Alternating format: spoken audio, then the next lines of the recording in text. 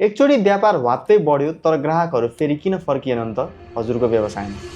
तपाईँले गरेको सानो वा ठुलो व्यवसायमा ग्राहकहरू आए, सामान लिए र तपाईँलाई धन्यवाद पनि दिए, तर ती ग्राहकहरू फेरि फर्केर तपाईँको प्रोडक्ट किन्न आएनन्। तपाईँले आफ्नो ठाउँबाट बेच दिँदै गर्दा पनि तपाईँको ग्राहक किन घटिरहेका छन् त?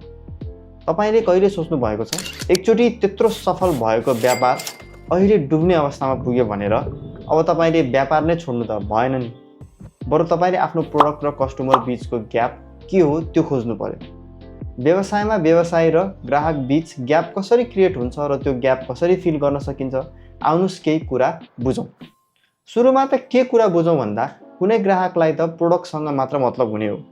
उसको दिमागमा जुन प्रोडक्ट वा ब्रान्ड याद हुन्छ ऊ त्यही ठाउँमा जान्छ। त्यसैले तपाईँले पनि उसलाई तपाईँकोमै फर्काउन कस्टमर रिटेन्सन स्ट्र्याटेजी राम्रोसँग बनाउनु पर्यो। अनि तपाईँले आएका लिड्स यानि कि नाम र फोन नम्बरहरूको सही तरिकाले म्यानेजमेन्ट गर्नु भएन भने ग्राहकहरू दोस्रोचोटि फर्किँदैनन्।